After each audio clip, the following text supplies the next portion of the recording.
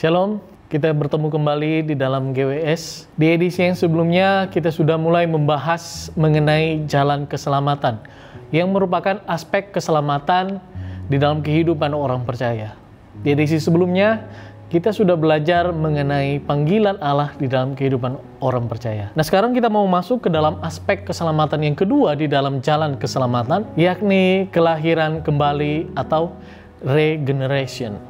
Nah, manusia membutuhkan kelahiran kembali. Kenapa? Sebab manusia ketika sudah jatuh di dalam dosa, dia tidak sanggup untuk menyelamatkan dirinya sendiri.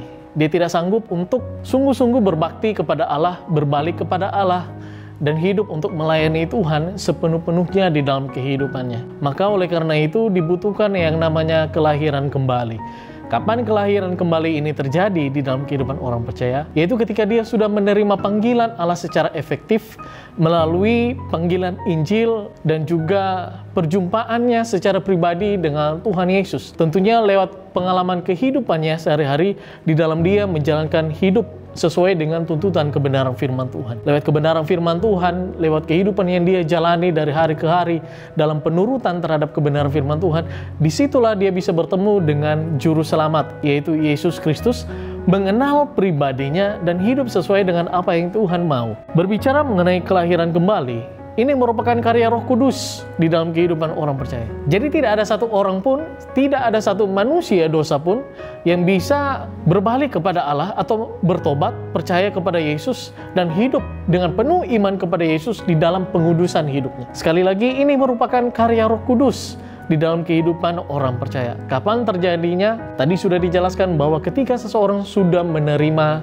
Injil, penyataan Injil di dalam kehidupannya, Roh Kudus membuka hatinya, membuka pikirannya, sehingga dia bisa mengerti, memahami apa isi kebenaran firman Tuhan, dan hal itulah yang membuat dia berbalik kepada Allah, yakni bertobat, hidup di dalam pertobatan, menyesali dirinya, bagaimana dia harus hidup di dalam pengudusan, bahwa dia membutuhkan juru selamat, agar supaya manusia batiniahnya yang sudah tercemar oleh dosa, ini kembali dipulihkan secara rohani, yang di dalam Titus 3 ayat 15, dikatakan bahwa setiap orang percaya itu mengalami pembasuhan di dalam spiritualnya atau manusia rohaninya, sehingga perilaku moralnya, keinginan di dalam hidupnya itu kembali terarah kepada Allah. Dia hidup di dalam pertobatan, hidup penuh iman, dan sungguh-sungguh melayani Tuhan. Tujuan hidupnya bukan kepada dirinya sendiri, tetapi kepada Tuhan dan juga kepada kepentingan orang lain. Di dalam Titus 3 ayat yang ke-15, kelahiran kembali di situ ditulis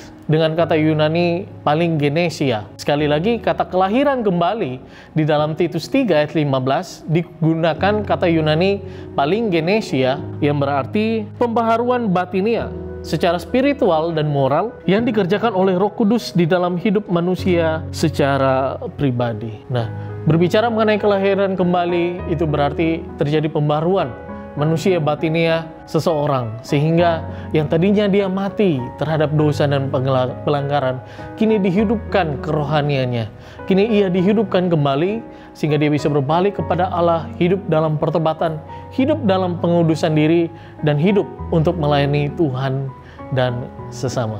Berbicara mengenai kelahiran kembali, pokok pikiran mengenai kelahiran kembali atau doktrin atau kebenaran mengenai kelahiran kembali sesungguhnya sudah tersebar luas di dalam Alkitab kita, maupun di dalam perjanjian lama maupun di dalam perjanjian baru. Di dalam perjanjian lama kita bisa menemukan pokok pikiran mengenai atau pokok kebenaran mengenai kelahiran kembali di dalam kitab Nabi Yehezkiel pasal 36 ayat 26. Ia mengatakan bahwa Tuhan melalui Yehezkiel berbicara tentang hati yang baru bagi bangsa Israel dan roh yang baru di dalam batin mereka. Jadi, kelahiran kembali berbicara mengenai bagaimana Allah membaharui pikiran atau memulihkan manusia batinia seseorang, sehingga dia memiliki hati dan pikiran yang baru, yang di dalamnya Tuhan bisa menanamkan kebenaran firman Tuhan, sehingga dia hidup dengan sungguh-sungguh melayani Tuhan sesuai dengan tuntutan kebenaran firman Tuhan. Kemudian pokok pikiran mengenai kelahiran kembali atau kebenaran mengenai kelahiran kembali bisa kita temui juga di dalam kitab Ulangan 30 ayat 6. Di dalam kitab Ulangan 30 ayat 6 dikatakan bahwa pembaharuan rohani manusia atau umat percaya dideskripsikan secara figuratif sebagai sunat terhadap hati. Dan Tuhan Allahmu, kata firman Tuhan, akan menyunat hatimu dan hati keturunanmu sehingga engkau mengasihi Tuhan Allahmu dengan segenap hatimu dan dengan segenap jiwamu supaya engkau hidup. Jadi karena hati merupakan pusat dari manusia rohani, maka hati inilah yang dibaharui oleh Tuhan. Dibaharui dengan karya dari Tuhan sendiri, bukan dari kemampuan atau keinginan manusia yang sudah terlanjur cemar oleh dosa, tetapi semata-mata oleh pekerjaan Tuhan melalui Roh Kudusnya yang bergerak atau bekerja di dalam hati dan pikiran seseorang, sehingga hati dan pikiran seseorang itu dipenuhi oleh kebenaran firman Tuhan. Nah, kuasa kebenaran firman Tuhan inilah yang melahirbarukan manusia rohani seseorang, sehingga melalui gerak batinnya, sikap hidupnya, karakternya itu terbentuk. Seluruh hidupnya dipusatkan untuk mengabdi kepada Allah, melayani orang lain. Nah, demikian juga di dalam Yeremia 31 ayat 33. Yeremia 31 ayat 33 mendeskripsikan kelahiran kembali dengan kata-kata ini. Aku akan menaruh Tauratku dalam batin mereka dan menuliskannya dalam hati mereka. Aku akan menjadi Allah mereka dan mereka akan menjadi umatku. Jadi inilah tujuan dari Allah membaharui hati dan pikiran seseorang, di mana Allah menempatkan atau menaruh hukum-hukumnya di dalam hati dan pikiran seseorang, sehingga kebenaran firman Tuhan itulah yang menjadi motor atau penggerak dari kehidupan seseorang. Dan pada akhirnya ketika dia bisa hidup sesuai dengan kebenaran firman Tuhan, hidup di dalam hukum-hukumnya Tuhan, hidup sesuai dengan kehendaknya Tuhan, menyenangkan perasaannya Tuhan, maka disitulah dia disebut sebagai umat Allah dan Allah menjadi Tuhannya.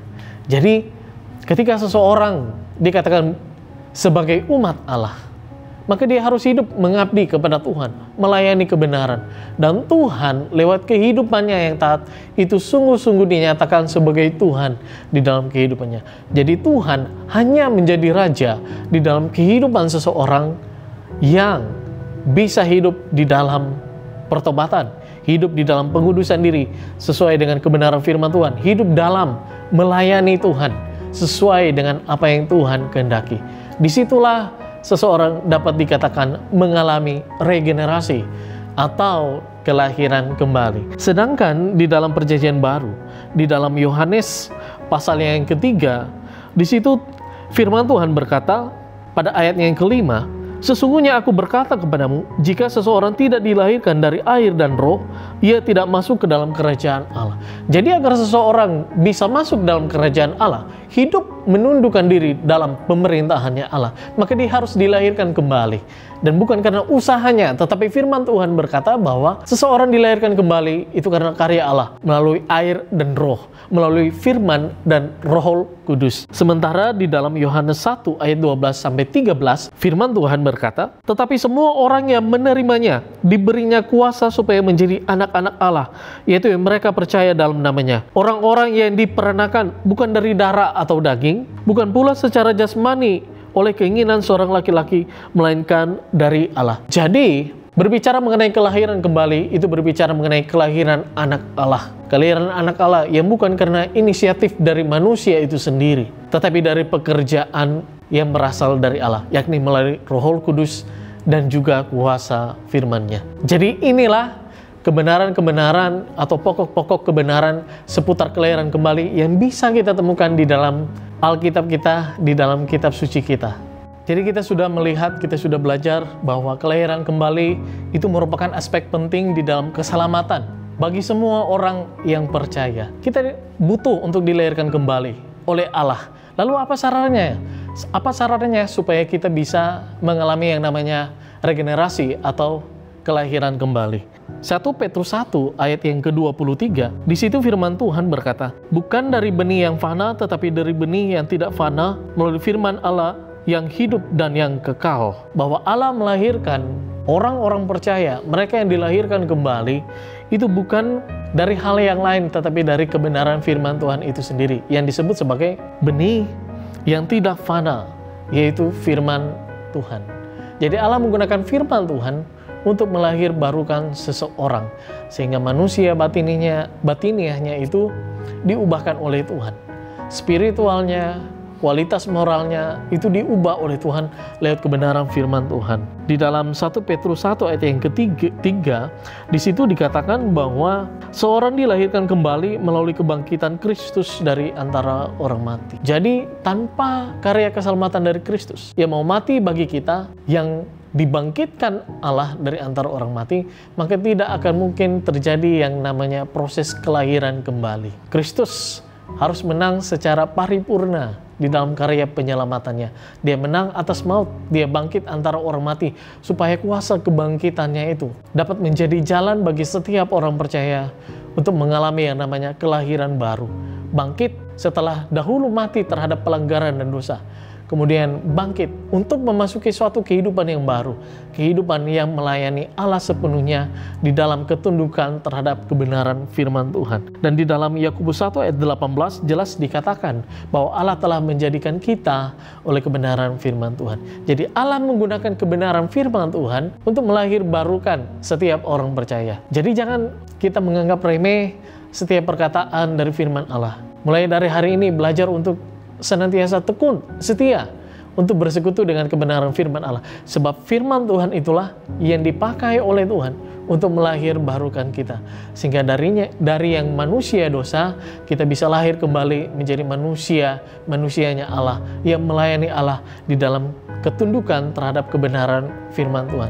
Nah saudara-saudara, Bapak Ibu yang dikasihi oleh Tuhan, ada dampak yang terlihat di dalam kehidupan dari orang-orang yang sudah mengalami yang namanya kelahiran kembali. Yang pertama, 1 Yohanes 2 ayat 29 berkata bahwa orang yang lahir dari Allah melakukan kebenaran. Jadi tanda atau konfirmasi bahwa seseorang sudah mengalami yang namanya regenerasi atau kelahiran kembali, yaitu mereka senantiasa hidup sesuai dengan kebenaran firman Tuhan. Di dalam 1 Yohanes 3 ayat yang 9, di situ juga dikatakan ciri-ciri mengenai orang yang telah mengalami kelahiran kembali, yaitu bahwa mereka tidak terus-menerus berbuat dosa, atau orang yang telah mengalami kelahiran kembali, mereka akan senantiasa hidup di dalam pengudusan diri.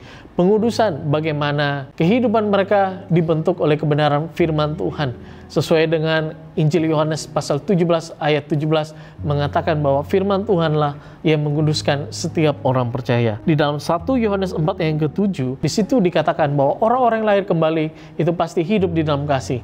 Mereka pasti akan mengasihi saudara-saudaranya. Di dalam 1 Yohanes 5 ayat yang ke-4 dikatakan bahwa orang-orang yang telah lahir kembali, mereka mengalahkan dunia. Artinya orang-orang yang telah lahir kembali tidak terikat dengan dunia, tetapi mereka akan mengalahkan oleh dunia. Mereka tidak silau dengan tipu daya dunia. Mereka tidak akan mencintai dunia, tetapi mereka akan mencintai Allah, mencintai firman Allah, dan hidup di dalam kebenaran firman Tuhan. Dan sebagai yang terakhir, ciri dari orang yang telah mengalami kelahiran kembali, kita baca di dalam 1 Yohanes 5 ayat 18, yaitu mereka akan mendapat perlindungan Allah. Artinya orang-orang yang telah lahir kembali tidak akan mungkin dikalahkan oleh kuasa kegelapan, tidak akan mungkin disesatkan iman percayanya. Jadi Bapak Ibu, mereka yang disebut sebagai orang-orang yang telah mengalami kelahiran kembali adalah mereka yang sudah mengalami karya Roh Kudus di dalam kehidupannya, yang ternyata dari perubahan-perubahan yang bisa dilihat dan dirasakan oleh orang lain melalui sikap hidupnya, di mana mereka akan senantiasa mengalami yang namanya pertobatan, yakni penyesalan terhadap dosa-dosa, sehingga mereka mengambil komitmen untuk hidup melayani Tuhan, bukan lagi melayani dosa. Mereka hidup untuk menundukkan diri terhadap Allah. Mereka adalah orang-orang yang senantiasa hidup penuh iman. Artinya, kehidupan mereka, iman percaya mereka kepada Tuhan Yesus itu tidak akan pernah goyah oleh tipu daya dunia maupun oleh keadaan-keadaan sulit yang terjadi di sekitar mereka. Dan mereka adalah orang-orang yang senantiasa menguduskan diri. Mereka tekun, mereka menghasilkan buah-buah roh, mereka melayani Tuhan, melayani sesama. Jadi orang yang mengalami kelahiran baru adalah orang yang hidupnya mengalami karya Roh Kudus oleh kuasa kebenaran firman Tuhan. Mereka hidup bukan lagi berpusatkan kepada diri mereka sendiri, tapi mereka hidup untuk melayani Allah, senantiasa hidup dalam pengudusan, ada ketekunan untuk mengikut Tuhan dan menghasilkan buah-buah roh yang bisa mendatangkan manfaat, jadi berkat bagi orang lain. Maka Bapak Ibu, biarkan Roh Kudus bekerja dalam kehidupan kita, dan mari sama-sama kita mengalami kelahiran kembali. Mari sama-sama kita lahir kembali menjadi anak-anak Allah yang tidak lagi mati di dalam pelanggaran, tetapi yang hidup untuk melayani kebenaran. Tuhan memberkati.